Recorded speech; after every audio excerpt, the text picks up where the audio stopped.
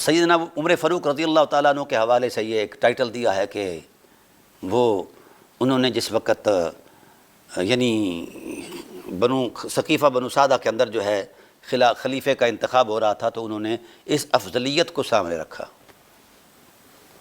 بالکل ٹھیک ہے, انہوں نے افضلیت کو سامنے رکھا اور آیت پڑھی یہ. تو کیا خیال ہے خلیفہ ثانی حضرت عمر فاروق رضی اللہ تعالیٰ عنہ کے سامنے غار ثور کے 3 دن کا کردار تھا, اور یہ بھی ابی طالب میں مقتل نبوت پر 3 سال تک علی سوتے رہے. وہ کردار کدھر گیا؟ نقشہ خیال سے اتر گیا. آپ حضرت عمر سے ہی پوچھ کر دے دیں کہ حضور والا وہ کردار کدھر گیا ہے. یہاں تو 3 دن اور 3 رات کے تسلسل کو آپ نے پوری صحابیت اور پوری امت کی افضلیت کے ٹائٹل میں یہ کہہ دیا ہے کہ یہ ہم سب سے افضل ہیں. تو بتایا جائے اس افضلیت کے تصور میں وہ کردار کدھر جائے گا؟ چلو ابو طالب علیہ السلام پر تو آپ کا الزام ہے کفر کا, حضرت مولا کائنات علیہ السلام کی ذات پر تو کوئی الزام نہیں ہے. وہ تو اس وقت ایمان لائے تھے جس وقت ابھی حضرت ابوبکر صدیق کسی ملک میں خواب دیکھ رہے تھے, ان کی آغوش میں چاند اتر رہا تھا سب سے پہلے. یعنی اور آپ کی اس کتاب میں بڑی بڑی مزاحیہ باتیں ہیں, وہ انشاءاللہ آپ سے مخاطب ہو کر کروں گا میں. کبھی آپ میرا اور آپ کا سامنا ہو جائے تو زیادہ اچھا ہے, بجائے اس کے کہ ہم الجھتے رہیں ایسے. تو وہ 3 سال کا کردار, اور پھر خاص کر شب ہجرت کا جس کا تصور حضرت ابوبکر صدیق حضرت عمر فاروق رضی اللہ تعالیٰ عنہ دے رہے ہیں, اس رات میں علی کہاں تھے؟ چلو صدیق اکبر تو غار میں تھے, علی کہاں تھے؟ چاروں طرف ننگی تلوار اور تلواروں کا پہرا. یہاں تو غار میں چھپنے کی جگہ بھی تھی, مکڑی کا جالا بھی تھا, کبوتری کا انڈا بھی تھا, فرشتوں کی ایک کھیپ بھی تھی, اور جناب والا اور بھی اہتمامات تھے, اور وہ جو نقوش قدم ہیں ان کو بھی مٹایا گیا تھا. حضرت اسماء بنت ابی بکر وہ مکہ کے حالات سے بھی آگاہی رکھتی تھیں, اونٹنی بھی تھی. یہ سارے تصورات تھے. جس وقت علی مقتل نبوت پر قتل ہونے کے لیے بستر نبوت پر شب ہجرت سوئے, اس وقت وہ کیا تھا؟ اور تلواریں ننگی کھڑی ہیں, کسی وقت بھی حملہ ہو سکتا, کسی اعتبار سے بھی. غار سے دوسری غار میں بھی چھپا جا سکتا ہے, آگے بھی جایا جا سکتا ہے, یہ سارے امکانات موجود ہیں. تو وہاں تو صرف ایک ہی بات ہے کہ قتل ہونا ہے. تو جو پہلے قتل ہونے کے لیے خود کو پیش کر چکا ہے, تو کیا خیال ہے اس کردار کو کیوں نہیں سامنے رکھا گیا اس تصور میں؟ حضرت عمر سے ہی پوچھ کر بتا دیجیے. اور پھر کہا جی اس افضلیت پر اجماع ہو گیا. یہ کتنا بڑا ڈرامہ ہے مفتی صاحب, آپ مفتی تھوڑے ہیں اور منچلے زیادہ ہیں. بھائی جو وقوع پیش آیا ہے وہ حضور صلی اللہ علیہ وسلم کے وصال کا ہے, اور یہ بہت بڑا حادثہ ہے, قیامت خیز حادثہ ہے صحابہ کے لیے. اور اس پر ایک ریاستی نظام کے لیے ایک اتھارٹی کا چناؤ کرنا ہے. یہ تھا وہ سارا منظرنامہ. یہاں چناؤ ہوا ہے حضرت ابوبکر صدیق رضی اللہ تعالیٰ عنہ کے خلیفہ اول ہونے کے حوالے سے. مجھے یہ بتایا جائے کہ اس وقت یہ بحث تھی کہ اہل بیت مفضول ہیں اور صدیق اکبر افضل ہیں, یہ اس منظرنامے میں تھا. اور جس اجماع کا تم تذکرہ کرتے ہو, اگر فقیر نے اس پر بحث شروع کر دی تو بہت کچھ ادھر جائے گا. اجماع کی جو حیت علمی ہے, آپ کے تصور علم سے بیان کر رہا ہوں. اجماع کی حیت علمی یہ ہے کہ جب ایسے معاملات درپیش آئیں جن کا حل جو ہے وہ نصوص میں نہ ہو, نص قرآنی یا نص نبوی اس کی بابت نہ ہو, کیونکہ نص کے ہوتے ہوئے اجماع ہے ہی نہیں, تو نصوص قرآنی کی عدم دستیابی پر یا نصوص نبوی کی عدم دستیابی پر یہ اجماع کیا جاتا ہے. یہ اس لیے اجازت ہے, یہ واجب نہیں ہے, فرض نہیں ہے. اس کی اجازت صرف اس بنیاد پر ہے کہ دلیل شرعی کوئی نہیں ہے. جو پہلی دلیل شرعی ہے قرآن اور فرمان نبوت. اب میرا سوال یہ ہے کہ کیا اس معاملے میں اجماع کا جو آپ تصور دیتے ہو یا جھانسا دیتے ہو کیا یعنی افضلیت اور مفضولیت کے ٹائٹل پر کبھی گفتگو چلی زمانہ نبوت میں کہ مفضول اہل بیت ہیں اور افضل شیخین ہیں؟ کبھی اس پر گفتگو چلی؟ اور کبھی جناب والا زمانہ صحابہ میں یعنی اس ٹائم پر بھی افضلیت کی گفتگو چلی؟ اور یاد رکھو ثقیفہ بنو سعدہ میں کون تھا اور کون نہیں تھا؟ آپ کی چوری یہاں سے بھی پکڑی گئی ہے۔ مانا کہ حضرت ابوبکر صدیق رضی اللہ تعالیٰ عنہ کی خلافت کا اعلان کر دیا گیا اور حضرت عمر فاروق نے یہ اعتراف کیا ہے کہ یہ ہم سے اچانک ایسا ہوا ہے، حالات کی سنگینی اور ہنگامی حالات کی صورتحال کے پیش نظر۔ میرا سوال یہ ہے کہ جب آپ کا علمی نظم یہ کہتا ہے کہ اجماع مجتہدین کا ہو اور اجتہاد علمی مرتبہ ہے، جس مجتہد کے اندر اتنی علمی بصیرت ہو کہ وہ قرآن کریم کی نصوص پر بھی مہارت رکھتا ہو، حدیث نصوص نبوت پر بھی مہارت رکھتا ہو، اصول و فروع پر بھی مہارت رکھتا ہو، کتنے علوم ہیں جو ایک مجتہد کے لیے ضروری ہیں، تو مجتہدین مل بیٹھیں اور غور و خوض کریں، نصوص موجود نہ ہوں۔ جس افضلیت پر آپ اجماع کا ٹائٹل دے رہے ہیں، اس افضلیت کے تشخص میں تو قرآن کریم بڑا ہوا ہے نصوص کی عظمت میں، حدیث کے جلوے محظوظ کر رہے ہیں آج بھی اہل بیت کی حرمت افضلیت کے ٹائٹل پر، تو یہ ان سارے نصوص کے ہوتے ہوئے پھر اجماع، یا تو آپ کا ضابطہ علم جھوٹا ہے یا پھر آپ کا نقطہ نظر جھوٹا ہے، دونوں میں سے کوئی ایک جھوٹ ضرور ہے۔ دوسری بات یہ ہے جس اجماع کا آپ واویلا کرتے ہو وہ اجماع اصولاً منعقد ہی نہیں ہوا۔ فقیر چیلنج کرتا ہے اس بات پر بھی۔ ثقیفہ بنو سعدہ کے اندر صحابہ کرام کا جمع غفیر ضرور تھا، انصار اور مہاجرین کا آپس میں جوڑ توڑ بھی تھا اور گفتگو بھی چل رہی تھی کہ تم جناب والا انصار سے کہا گیا کہ تم ہمارے وزیر ہو، ہم فلاں ہیں۔ یہ اس میں کوئی شک نہیں کہ یہ گفتگو ایسے ہنگامی حالات میں ہوتی رہتی ہے، اور پاکستان کے اندر بھی اس وقت ہنگامہ خیز حالات ہیں۔ تو مجھے بتائیے جس اجماع کا واویلا آپ کر رہے ہیں، اجماع کی حیت علمی میں یہ ہے کہ مجتہدین مل بیٹھیں، اس وقت جو امت کا سب سے بڑا مجتہد تھا جس سے اوپر اجتہاد کا تصور ہی ختم ہو جاتا ہے، سب سے بڑا عالم جس کو باب علم نبوت کہا جاتا ہے، مولا کائنات علیہ الصلوۃ والسلام کی ذات والا صفات اس اجماع میں شریک تھے یا ان کو شریک کیا گیا ہے یا اس معاملے پر گفت و شنود ہوئی ہے؟ کس اجماع کی باتیں کرتے ہو؟ آپ کا علمی نظم یہ کہتا ہے کہ اگر ایک مجتہد بھی اس اجماع میں شریک نہ ہو یا اس کے مخالف چلے تو اجماع قائم ہی نہیں ہوتا۔ تو پھر بھائی کون سے اجماع کی باتیں کرتے ہو؟ کون سے اعتبارات؟ ایک پہلی بات تو ہے افضلیت پر اجماع ہوا ہی نہیں۔ حضرت عمر فاروق رضی اللہ تعالیٰ عنہ کے فرط جذبات کے وہ جملے اگر مان ہی لیے جائیں تو اس سے اہل بیت سے تو مفاضلہ نہیں ہے۔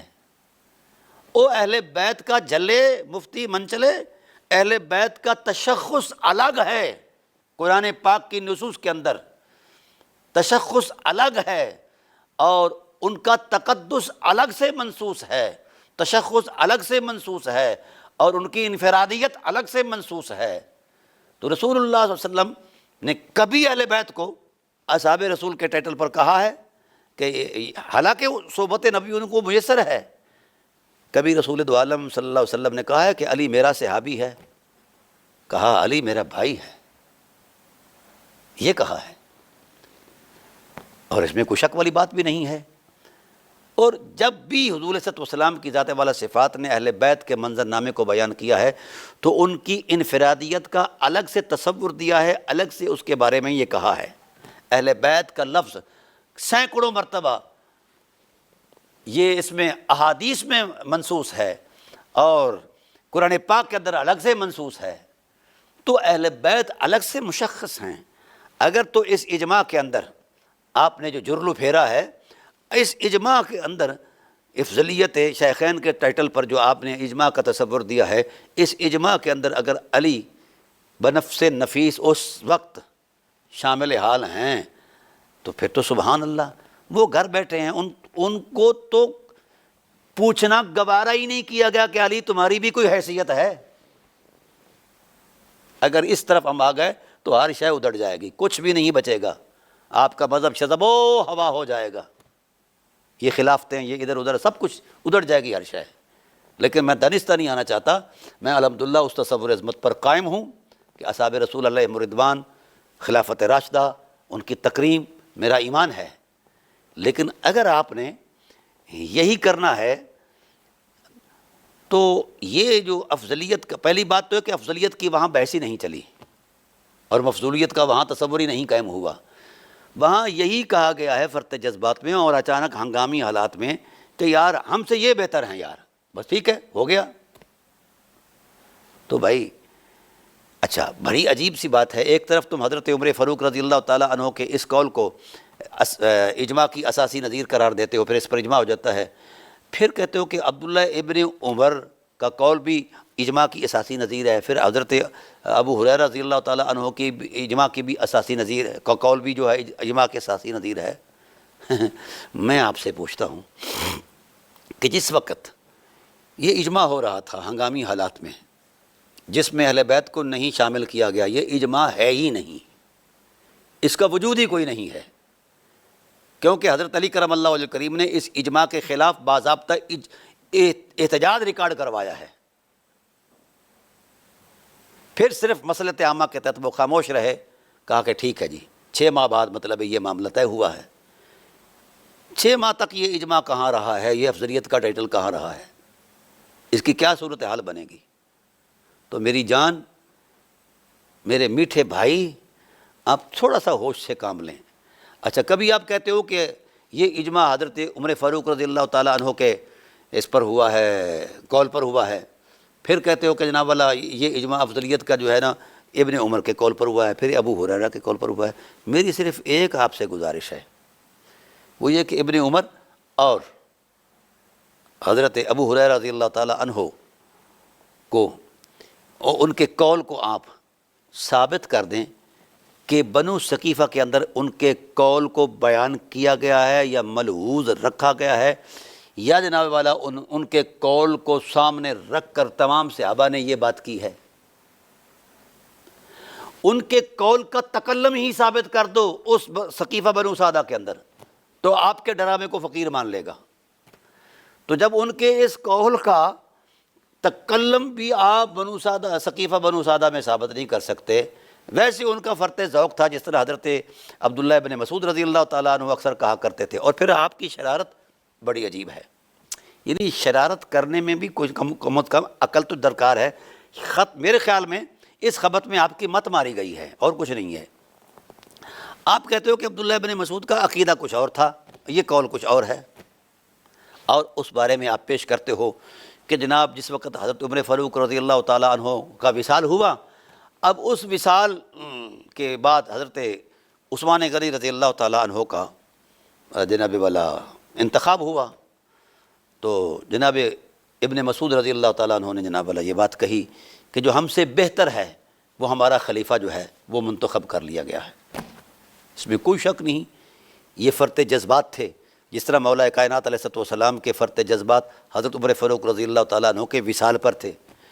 تو یہ جذباتی باتیں عقیدہ نہیں ہوا کرتی، عقیدہ تسلسل کا نام ہے۔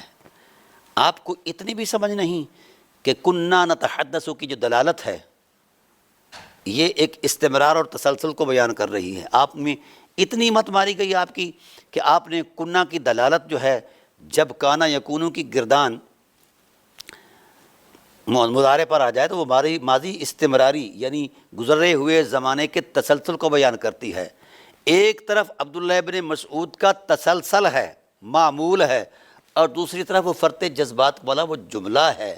عجیب بات ہے، آپ کو وہ عقیدہ نظر آیا اور جس میں تسلسل ہے وہ عقیدہ کے طور پر نظر نہیں آیا۔ اتنی مت ماری گئی ہے مفتی صاحب آپ کی، کم از کم اتنا تو ہوش رکھیں۔ یہ تو صرف کا بنیادی طالب علم بھی جانتا ہے کہ ماضی استمراری کس کو کہتے ہیں؟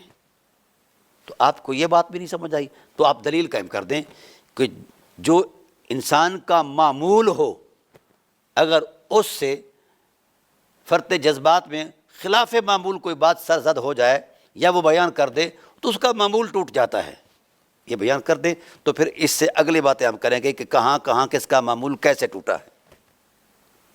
اچھا، حضرت عمر فاروق رضی اللہ تعالیٰ عنہ کی اس بات پر آپ بڑا لے دے کر رہے ہیں کہ انہوں نے کہا کہ میں استدلال کرتا ہوں. پہلی بات تو یہ ہے کہ وہ حضرت عمر فاروق رضی اللہ تعالیٰ عنہ نے کہا اگر یہ قول ہے بھی صحیح ان کی طرف جو منسوب کیا جاتا ہے، اگر ہو بھی صحیح تو بھی ان مقدس آیات کے مد مقابل اس کی کوئی حیثیت ہی نہیں ہے جن مقدس آیات کے اندر اہل بیت علیہ السلام کی حرمت کو نصاً بیان کیا گیا ہے اور ان کے کردار کے تقدس کو غار ثور سے کہیں اوپر بیان کیا گیا ہے، کہیں اوپر، زمین و آسمان سے بھی زیادہ فرق ہے. تو کیا وہ باتیں ملحوظ نہیں تھیں؟ حضرت عمر جیسا دانشور آدمی، حضرت عمر فاروق رضی اللہ تعالیٰ عنہ جیسا دانشور آدمی کیا ایسی خیال رکھتا ہوگا کہ اعلیٰ ترین کردار کو چھوڑ کر جو 3 دن کا کردار ہے اس کو سامنے رکھ کر افضلیت کا ٹائٹل بیان کر دے اور وہ کردار وہ چھوڑ دے؟ اس پر حضرت عمر سے آپ کو پوچھنا ہوگا، بتانا ہوگا ان کے قول سے کے حوالے سے. دوسری بات یہ ہے کہ خلافت قائم ہو گئی. آپ اگر اسی بات پر ہی کھڑے ہیں تو چلو میں ایک چھوٹا سا معارضہ پیش کرتا ہوں آپ کے سامنے. خلافت قائم ہو گئی، حضرت عمر فاروق رضی اللہ تعالیٰ عنہ نے آپ کے بقول حضرت ابوبکر صدیق کی افضلیت قطعیہ مطلقہ کا اعلان کر دیا، اس پر خلافت قائم ہو گئی. جناب،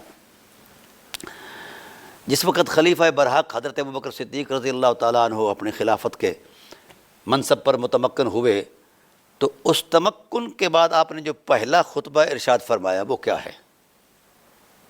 آپ کو چلاکیاں آتی ہیں، دلیل نہیں آتی مولانا. آپ کہتے ہو کہ اس پر اجماع ہو گیا افضلیت پر حضرت عمر کے اس قول کے حوالے سے، کسی نے تردید نہیں کی. ہاں بالکل ٹھیک ہے. اس قول کے علاوہ بھی ایک قول ہے، وہ بھی اسی منظرنامے میں اسی وقت وہیں ہے. کیا قول تھا وہ؟ جس وقت پہلا خطبہ دیا حضرت ابوبکر صدیق رضی اللہ تعالیٰ عنہ نے، فرمایا فَإِنِّي قَدْ وُلِّيتُ، یار میں خلیفہ تو بنا دیا گیا ہوں، وَلَسْتُ بِخَيْرِكُمْ، تم میں سے کسی سے بھی میں افضل نہیں ہوں. اب آئیے، افضل اور مفضول کا ٹائٹل آپ کو سمجھ آ گیا ہوگا کہ اگر عمر فاروق رضی اللہ تعالیٰ عنہ کے قول پر اجماع ہے تو یہاں بھی اجماع سکوتی موجود ہے. ٹھیک ہے، اگر حضرت ابوبکر صدیق رضی اللہ تعالیٰ عنہ اس تصور کو قبول کرتے تو یہ بات کبھی نہ کرتے، کیونکہ وہ ثانیہ اثنین کا معنی کامل ہیں تو ان کو اپنے معنی کا لحاظ کرنا چاہیے تھا. اذ ہما فی الغار کے تصور میں ان کو اس معنی میں ملحوظ رکھنا چاہیے تھا، یہ معنی مد نظر رہنا چاہیے تھا. انہوں نے نہیں لحاظ رکھا، انہوں نے بھی ٹھوک کر دیا لستو بخیرکم. تمام صحابہ، ہر درجے کے صحابہ وہاں موجود تھے، سب کو مخاطب ہو کر کہہ دیا کہ میں تو کسی سے افضل نہیں ہوں. اگر آپ حضرت ابوبکر صدیق رضی اللہ تعالیٰ عنہ کی افضلیت کا مذہب تراشتے ہیں تو ان کا قول بھی افضل مانو، ان کے قول کی افضلیت کا بھی اعتقاد کرو. آپ نہیں کرتے، چونکہ آپ کے تراشے ہوئے تصور دین، حجرہ ساز تصور دین کے خلاف ہے یہ قول. تو اس قول کو کہاں کا پاؤ گے؟ پہلا خطبہ، پہلی تقریر خلیفہ وقت دے رہا ہے اور ان کی حرمتوں کو سلام. انہوں نے خلافت کے تصور میں وہ نقوش قائم کیے ہیں. فرمایا جب میں درست کام کروں تو میری معاونت کرنا، اگر غلط کام کروں تو احتجاج نہیں بلکہ مجھے پکڑ لینا، کھڑے ہو جانا میرے خلاف. یہ دیانتداری ہے. اب مولانا بتائیے حضرت ابوبکر صدیق رضی اللہ تعالیٰ عنہ کے اس نص صریح کا آپ کیا جواب دیں گے؟ پھر آپ چلاکی کریں گے یہ تو عجز و انکسار ہے، تو باقیوں کی طرف بھی عجز و انکسار کا تصور ہو سکتا ہے. تو افضلیت کا تصور جو ہے وہ اس اعتبار سے نہیں ہوتا، صحابہ نہیں طے کرتے. افضلیت کا تصور جو ہے وہ قرآن طے کرتا ہے، رسول طے کرتے ہیں. تو اگر تو رسول دو عالم صلی اللہ علیہ وسلم نے زندگی بھر ان 2 حقیقتوں کو، ثقلین یعنی اہل بیت علیہ السلام کو اور شیخین کو مد نظر رکھ کر ایک حرف بھی بولا ہو اس مفاضلے کے ٹائٹل پر، تو میں من وعن آپ کے قدموں کو سر رکھ کر چوموں گا. اور اگر